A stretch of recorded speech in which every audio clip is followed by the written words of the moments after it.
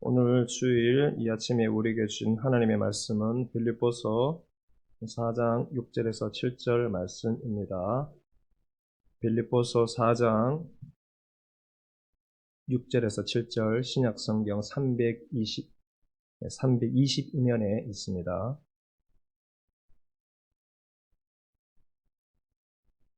제가 봉독하겠습니다. 아무것도 염려하지 말고 다만 모든 일에 기도와 간구로 너희 구할 것을 감사함으로 하나님께 아뢰라. 그리하면 모든 지각에 뛰어난 하나님의 평강이 그리스도 예수 안에서 너희 마음과 생각을 지키시리라. 아멘. 주여 나를 평화의 도구로 써 주소서. 이건 따라하는 게 아니고요. 이제 설교 이제 시작하는 겁니다. 감사합니다. 따라해 주셔서. 주여 나를 평화의 도구로 써 주소서. 여러분 많이 들어보셨지요? 아시스의 성인 성자 성 프란시스가 쓴 유명한 시입니다. 성 프란시스는 이탈리아의 그 부유한 상인 아버지 밑에서 어린 시절 부족함 없이 자란 사람입니다. 그러나 그가 성장하면서 프란시스는 부유한 자들의 사치와 세속의 환멸을 느끼게 됩니다. 그리고 결정적으로 그가 하나님의 사람이 되고 하나님의 큰 일을 감당하게 되는 결정적인 계기가 로마로 순례를 떠나게 됩니다. 성 베드로 대성전에서 구걸하고 있는 거린을 보고 이 프란시스가 큰 감동을 받게 됩니다. 과연 내가 이렇게 살아도 되는가? 그 이후로 프란시스는 한평생 자기 일생의 모토를 청빈과 가난으로 정하고 그는 누더기 옷을 걸치고 탁발승이죠. 탁발승이라고 하는데 그렇게 어떻게 보면 거지처럼 떠돌아다니면서 이제 복음을 전하게 됩니다. 그런데 이 프란시스의 그 가르침과 또 진실함과 그 섬김에 감동을 받은 많은 무리들이 자연스럽게 그를 추종하고 따르게 되죠. 그래서 나중에 프란시스 수도회를 이제 창설을 하게 됩니다. 그가 남긴 유명한 시 주여 나를 평화의 도구로 써주소서 이렇게 시작을 하고 있습니다. 주여 나를 평화의 도구로 써주소서. 미움이 있는 곳에 사랑을, 다툼이 있는 곳에 용서를, 분열이 있는 곳에 일치를, 의혹이 있는 곳에 믿음을, 그릇됨이 있는 곳에 진리를, 절망이 있는 곳에 희망을, 어둠이 있는 곳에 광명을, 슬픔이 있는 곳에 기쁨을 심게 하소서. 위로받기보다는 위로하고 이해하기보다는 이해하며 사랑받기보다는 사랑하게 해 주소서. 우리는 줌으로써 받고 용서함으로 용서받으며 자기를 버리고 죽음으로써 영생을 얻기 때문입니다. 여러분 멋지지 않습니까? 여러분은 이런 삶을 살아보고 싶은 거룩한 열망이 되지 않습니까? 세상적 기준으로 보면 프란시스는 가진 것 없이 마치 실패한 인생처럼 그렇게 보이지만 그러나 그는 하나님이 주시는 평화로 충만했기에 그 누구보다도 행복한 삶을 살았고 많은 이들에게 인생에 있어서 진정한 가치와 소중한 것이 무엇인지를 깨우쳐준 참으로 큰 사람이었습니다. 오늘 우리는 그 어느 때보다도 물질적인 풍요의 시대 속에서 살아가고 있습니다. 생활 속 우리 주위를 살펴보면 물자가 얼마나 풍부한지 저 자신도 한 번씩 깜짝 놀랄 때가 있어요.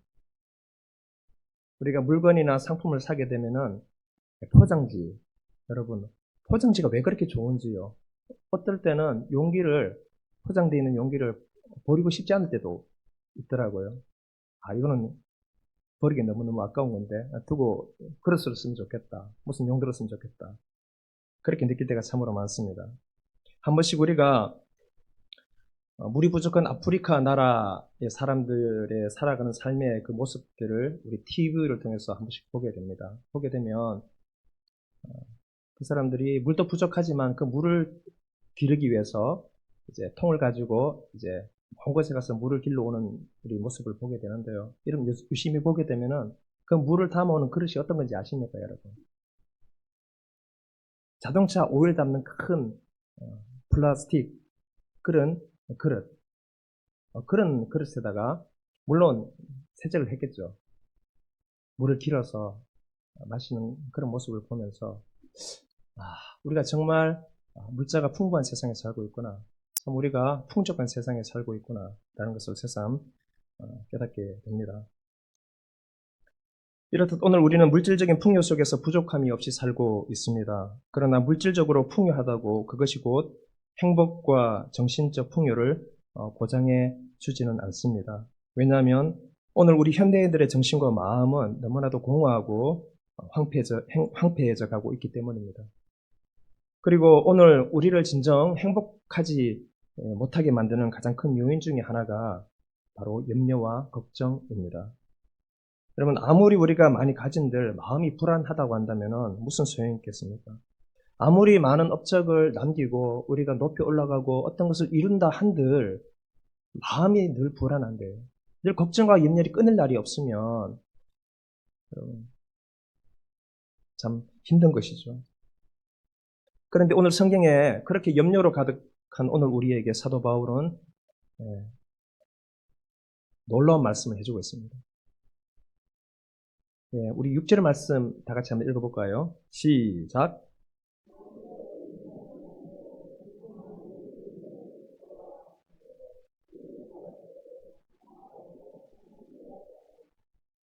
네. 아무것도 염려하지 말고 어떻게 염려 많은 이 세상에서 우리가 염려하지 않고 살 수 있을까요? 여기에 대해서 오늘 이 본문 말씀을 통해서 사도 바울은 그 해답으로 하나님의 평강을 그 해답으로 제시를 하고 있습니다. 오늘 이 아침에 주시는 짧지만 이 말씀을 통해서 사도 바울이 말씀하고 있는 하나님의 평화는 어떤 평화이고 또 우리는 어떻게 해야 그 평화를 얻어서 누리며 살아갈 수 있는지 함께 살펴보며 은혜를 나누고자 합니다. 먼저 첫 번째 바울은 우리가 금방 읽었지만은 6절에서 아무것도 염려하지 말라 이렇게 말을 시작하고 있습니다. 여기서 염려라는 헬러 단어는 메림나오라는 단어를 쓰고 있는데요. 이 메림나오는 나누다라는 뜻의 메리조와 마음이라는 뜻의 누스라는 단어가 합쳐져서 만들어진 단어가 메림나오, 염려라는 단어입니다. 그래서 이 염려, 메림나오는 나누어진 마음을 뜻합니다. 야고보서 1장 6절 8절에 보게 되면은 오직 믿음으로 구하고 조금도 의심하지 말라. 의심하는 자는 마치 바람에 밀려 요동하는 바다 물결 같으니 이런 사람은 무엇이든지 주께 얻기를 생각하지 말라. 두 마음을 품어 모든 일에 정함이 없는 자로다. 여기 나오는 보면 믿음이 나오고 의심이 나오고 있죠. 우리 하나님을 믿는 사람은 오직 믿음인 줄로 믿습니다. 오직 믿음으로 나가야 됩니다. 그런데 그 오직 믿음으로 살지 못하게 하는 요소가 하나 나오는데 의심이죠. 의심. 의심하는 자는 어떤 사람과 같다고요? 마치 바람에 밀려 요동치는 바다 물결 같다고 그랬습니다. 그리고 이런 사람은 기도해도 하나님 앞에 무엇을 얻기를 생각하지도 마라. 그리고 그 마음에 깨끗함이 없어서 정함이 없어서 둘로 나뉘어진 마음이다. 그렇게 말씀을 하고 있습니다. 염려는 의심하는 마음이고 갈라진 두 마음이라서 여러분 믿음의 역사를 보지 못하게 합니다. 그리고 늘 우리를 불안하게 해서 하나님을 바라보지 못하게 하는 것이 바로 이 염려와 걱정입니다. 오늘 성경에서 바울이 구체적으로 염려하지 말라고 하는 것은 두 가지 이유 때문입니다. 바울이 지금 염려하지 말라고 했을 때 1차적으로는 지금 우리에게 하는 말씀이 아니고 빌립보 교인들에게 말하고 있는 겁니다. 빌립보 교인들이 염려하고 있었던 것이 두 가지입니다. 첫 번째는 지금 바울이 로마 감옥에 갇혔다는 소식을 그들이 듣게 되었습니다. 제가 지난번 금요 구역 기도회 때도 말씀드렸는데 이 빌립보 교인들과 빌립보 교회와 바울 사도 간의 그 관계는 굉장히 각별한 사이였습니다. 모두가 힘들고 어려워서 그래서 선교 후원금도 끊어지고 그리고 어려워지는 그 상황 가운데서 끝까지 남아서 사도 바울을 물질로 후원해 주었던 교회가 빌립보 교회였고 물질에 앞서서 바울이 복음을 전했을 때 그들이 굉장히 기쁘게 그 복음을 받아들여서 바울이 보기에도 너무나도 훌륭하게 흐뭇하게 신앙생활을 잘하는 교회가 빌립보 교회였습니다. 빌립보서를 읽어보게 되면은 기쁘다는 말이 너무 많이 나와요. 지금 감옥에 있는데도 바울은 너무 기쁘다는 말을 많이 해요. 너희의 신앙생활을 하다 보니까 내가 할 말이 없다. 너무 기쁘다. 그러면서 바울이 빌립보 교인들 각별한 애정을 쏟아내면서 이제 신앙의 권면들을 하고 있는 것을 보게 됩니다. 그리고 또 한 가지 빌립보 교인들이 가졌던 염려가 있는데 그것은 바울이 감옥에 갇혔다는 소식뿐만이 아니라 그들이 예수 그리스도를 믿는 믿음으로 복음을 받아들이고 구원을 받았지만 그러나 그들의 삶에는 여전히 이 복음을 반대하고 핍박하는 외부적인 어떤 고난과 박해가 있었습니다. 그것들로 인해서 어려운 가운데 빌립보 교인들은 사실은 신앙생활을 하고 있었던 것입니다.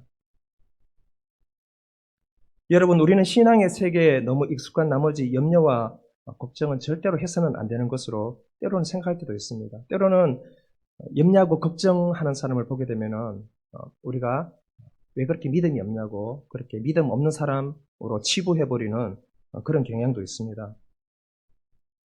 그러나 여러분 우리가 인정하든 인정하지 않든 염려는 실제 하는 것이고 이 세상에 염려와 걱정 없이 살아가는 사람은 단 한 사람도 없다는 것입니다. 당장 내일 아침에 주부들 걱정이 뭡니까? 오늘 또 뭐 먹어야 되나? 우리 학생들은요 걱정 많습니다. 이성 문제, 학업 문제, 진로 문제, 취업 문제. 우리 부모님들은요 어떻게 하면 자녀들 잘 양육시킬까? 어떻게 하면 돈 잘 벌까? 이 세상에 걱정 없는 사람은 아무도 없는 것 같습니다. 지금 바울이 빌립보 교인들에게 염려하지 말라고 하는 것은 바울이 그들의 염려를 가볍게 여기거나 무시해서가 아닙니다. 바울은 그 누구보다도 그리스도인들에게 고난이 많고 어려움이 많다는 것을 누구보다도 잘 아는 사람입니다. 그럼에도 바울이 지금 그들에게 염려하지 말라고 하는 것은 비록 그 염려가 때로는 그 순간에는 우리를 힘들게 하고 아프게 하고 고통을 준다 할지라도 그럼에도 불구하고 그 염려 때문에 신앙을 잃거나 그 염려 때문에 내 모든 삶이 그 염려에 지배당해서는 안 된다는 그 말씀을 지금 하고 있는 것입니다. 신앙인은 세상 사람들처럼 염려에 얽매이다가 염려로 맞춰지는 삶이 아니라 염려를 통해 오히려 희망과 구원으로 나아가는 자들임을 오늘 바울은 역설적으로 아무것도 염려하지 말라. 그렇게 어떻게 보면 선언적이고 선포적으로 그들에게 말씀을 하고 있는 것입니다. 또 하나 지금 바울이 빌립보 교인들에게 염려하지 말라고 하는 이유는 그들이 하고 있는 그 염려보다 하나님이 더 크시다는 사실을 바울 자신이 몸소 그의 삶을 통해 경험했기 때문입니다. 염려는 실체이고 실제해서 그래서 우리의 마음에 짐이 되어서 누름으로 늘 우리의 평화를 빼앗으려 하지만 그러나 우리가 믿고 의지하는 하나님은 염려보다 더 크신 분이라는 사실입니다. 여러분 믿으십니까? 어떤 꼬마가 친구들에게 또 자기보다 덩치가 더 큰 형들에게 자신 있게 큰 소리를 칩니다. 여러분 그 이유가 무엇인지 아십니까? 자기보다 덩치가 2배, 3배는 더 커요. 근데 큰 소리를 치고 있어요. 왜 그렇습니까? 뒤에 누가 있어요? 아빠가 있는 거예요. 아빠가 없으면은 맞아요, 그냥. 주눅 들고 위축될 수밖에 없는데 아빠가 있으니까 자신 있고 당당하고 주눅 들지 않고 큰 소리 칠 수 있는 것이죠. 여러분, 문제보다 우리 하나님이 더 크시다는 사실을 기억하는 것이 굉장히 중요합니다.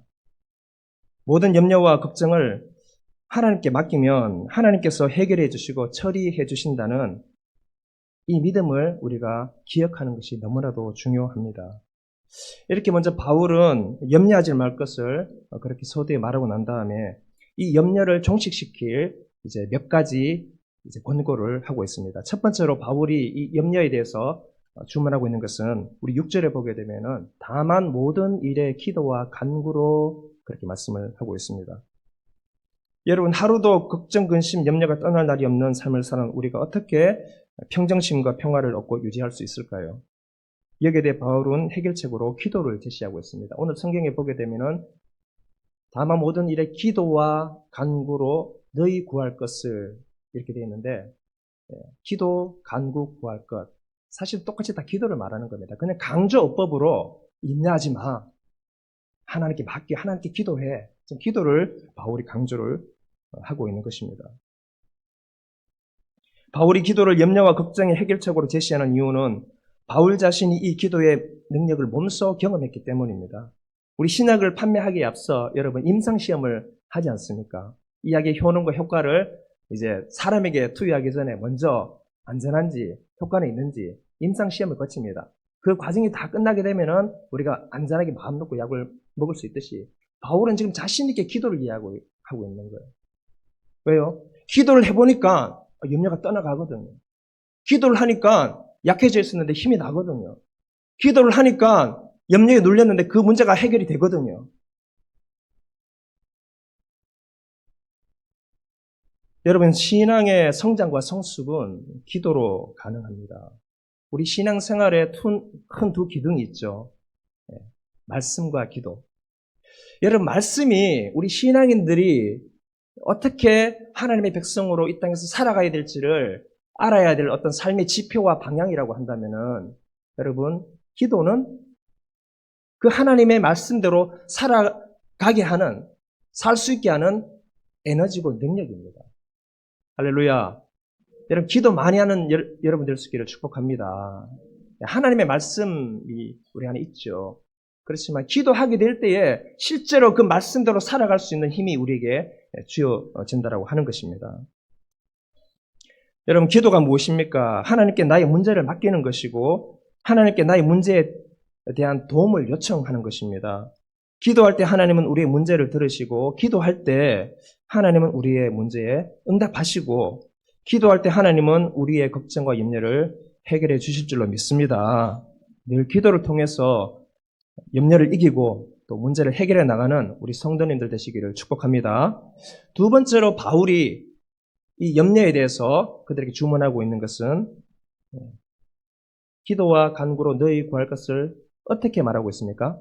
감사함으로 아뢰라. 자, 기도해라. 그런데 어떻게 기도할까요? 감사함으로 기도하십시오. 이렇게 말씀을 하고 있습니다. 여기서 감사한다는 것은 그 문제의 해결 때문에 감사하는 것이 아닙니다.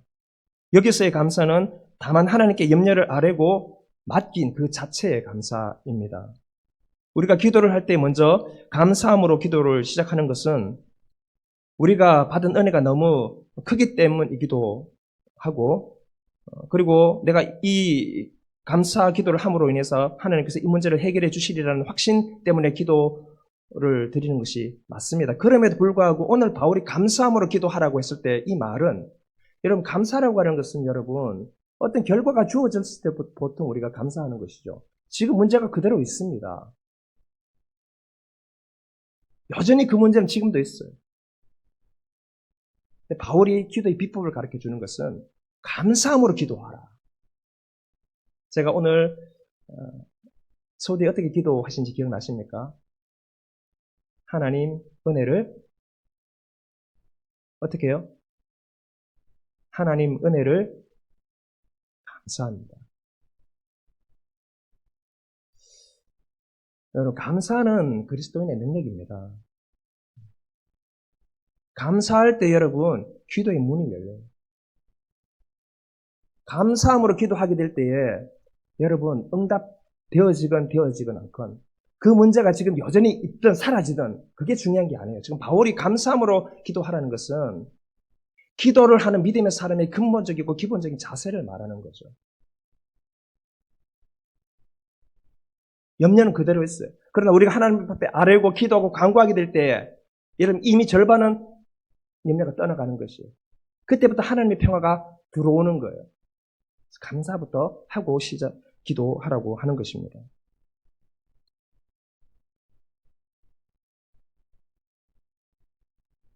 또 하나 감사함으로 기도한다는 것은 하나님이 이 문제를 해결할 수 있는 믿음과 확신을 가지고 기도한다는 것입니다. 여러분, 하나님이 만약 우리 기도에 응답하지 않으신다고 한다면 우리는 기도해야 될 아무런 이유가 없습니다. 그러나 기도는 우리가 기도하면 하나님께서 나의 기도를 들으시고 그 문제를 해결해 주신다는 확신이 있기 때문에 기도하는 것입니다. 여러분 믿으십니까? 여러분 이런 확신이 있으십니까? 어느 동네에 하도 비가 안 와서 이제 교인들이 우리 하나님께 간구합시다. 그래서 금요일 저녁에 모였습니다. 통성으로 뜨겁게 열심히 기도했습니다. 하나님 비를 내려주십시오. 비를 내려주세요. 하나님 뜨겁게 기도했습니다. 그 다음날 이 목사인 아버지가 볼 일이 있어서 이제 대문을 나가려고 하는데 아들이 쪼르르 달려오면서 하는 말이 우산을 주는 거예요. 우산. 야 이놈아 지금 하늘이 지금 이렇게 지금 태양이 하늘이 지금 쨍쨍하게 뜨는데 우산은 무슨 우산이냐. 아빠 어제 우리가 비 오게 해달라고 간절히 기도했잖아요. 그랬다는 이야기가 있습니다. 아무도 안 웃으시네요. 좀 웃으시면 좋겠는데. 어쩌면 우리의 신앙, 우리의 기도가 이런 모습은 아닌지 한번 생각해 봅니다. 그때는 뜨거워요. 저도 금요일 날 목이 터져라 부르짖었지만은 그것이 우리 신앙 고백이니까요. 그렇게 기도해놓고도 막상 우리의 삶에 들어가 보게 되면은 내가 언제 그랬습니까? 우리가 하나님의 능력도, 하나님의 지혜도, 하나님의 역사하심도 까마득히 잃어버린 채 여전히 내 고집과 내 방법으로 살아가는 우리의 모습은 아닌지요.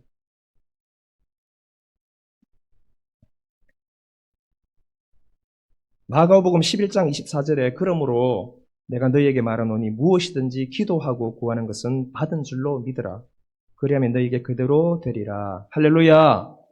이 믿음으로 충만한 우리 성도님들 되시기를 축복합니다. 예수님의 기도의 특징도 감사 기도였습니다. 보리떡 5개, 물고기 2마리. 정말 보잘것없는 것입니다.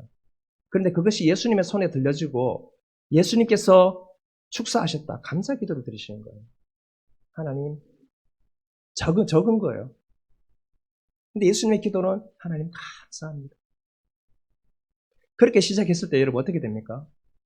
5천 명이 먹고도 12바구니를 거두는 기적이 나타나는 것입니다. 죽은 나사로를 어떻게 살리십니까? 죽은 나사로가 죽었다는 소식을 듣고 가는데 예수님이 눈물을 흘리셨다 그랬어요. 그리고 비통 여기시고 무덤에 가서 돌문을 굴려놓으라 하시죠. 그리고 예수님께서 어떻게 기도하십니까? 하나님 아버지, 제 말을 항상 들으심을 감사하나이다. 할렐루야. 여러분의 기도 간구 음성을 신음소리를 하나님이 들으신다는 것을 믿으십니까? 네. 여기서부터 출발하는 것입니다.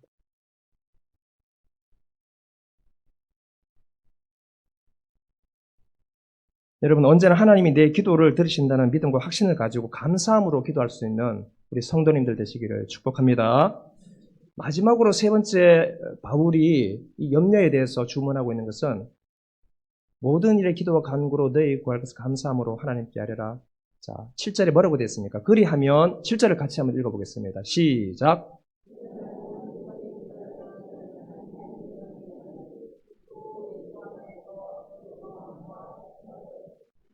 자, 여기서 하나가 더 나옵니다. 어떻게 하면 하나님의 그 평화를 우리가 얻을 수 있는가? 모든 지각에 뛰어난 하나님의 평강이 그리스도 예수 안에서 이렇게 말하고 있습니다. 불안해서 염려로 인해서 우리가 걱정하고 염려해서 눌리고 힘들어하는 우리가 그 걱정으로부터 그 염려로부터 해방하고 진정 하나님의 평화를 누릴 수 있는 방법은 예수 그리스도 안에 거하는 것입니다. 예수 그리스도 안에서라는 말은 예수님이 십자가를 통한 속죄를 믿는 믿음을 말합니다. 하나님이 주시는 평화는 아무에게나 주시는 것이 아닙니다. 예수님이 십자가의 공로를 의지하는 자만이 받을 수 있는 그리스도인의 특권입니다.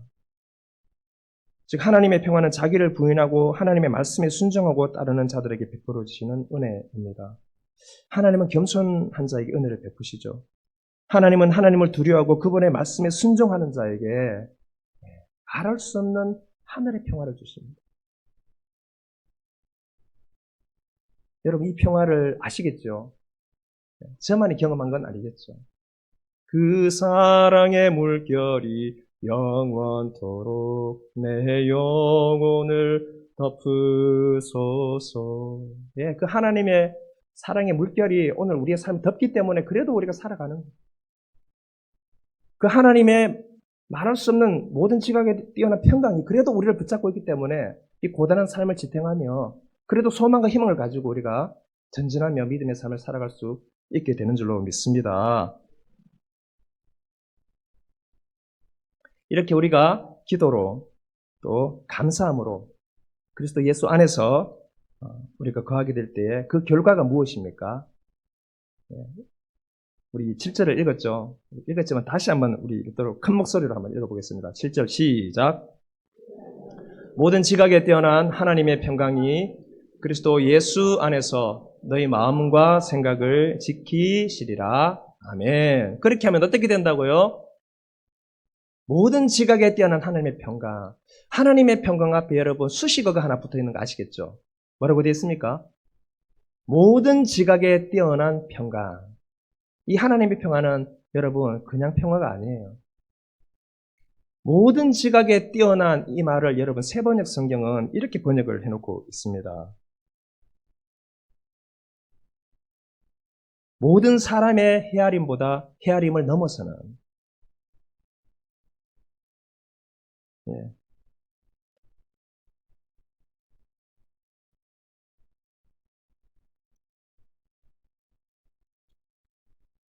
여러분 바울의 그 인사말에 보게 되면은 바울이 두 가지를 이야기하는 것을 보게 됩니다. 성경을 유심히 보신 분들은 관찰하신 분들은 알 수 있는 거죠. 그 인사말에 두 가지가 나와요. 굉장히 중요합니다. 은혜와 평강이 너에게 있을지어다. 은혜는 여러분 우리 그리스도인이 누구냐 그거를 말하는 거예요. 우리는 은혜 받은 사람이고 예수님의 보혈이 흐르는 사람이고 예수님의 십자가의 보혈로 구속받은 하나님의 백성 정체성 또는 우리 신앙인의 틀, 형식을 말하는 거예요. 내가 누구인가? 우리는 은혜 받은 사람이에요. 평강이 무엇입니까? 평강은 구원받은 그 하나님의 백성이 이 땅을 살아가게 될 때에 하나님께서 채워주시는 삶의 내용이 평화입니다. 여러분 이 평화가 있으십니까? 아무리 가진들, 아무리 높이 올라간들 이 평화가 없는데요. 늘 불안한데요. 오늘 바울이 말하고 있는 모든 지각에 뛰어난 이 평강이라고 하는 것은 짜내고 짜내도 짜내서 하는 인간의 모든 방도와 방책과 방법을 뛰어넘는 우리가 염려와 걱정거리가 생기면 이 방법 저 방법 다 해보잖아요. 인간의 궁리 방법을 인간의 마음과 생각을 넘어서는 인간의 방법으로는 도저히 안 되는 이 염려 문제 해결을 오직 하나님의 평강만이 다스리고 정복하고 해결하실 수 있다는 것입니다. 할렐루야. 이 하나님의 평화가 늘 가져가시기를 주님의 이름으로 축복합니다.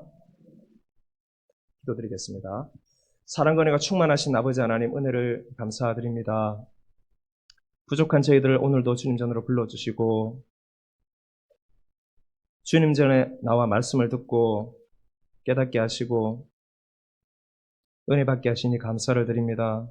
하나님 아버지 우리가 주님을 믿노라 하면서도 우리는 염려하며 걱정하며 불안해하며 주님 그렇게 신앙 없는 자처럼 하나님을 알지 못하는 자처럼 살아갈 때가 너무나도 많습니다. 우리의 부족함과 믿음 없음과 연약함을 용서해 주시고 오늘 바울이 힘있게 강조하며 말하고 있는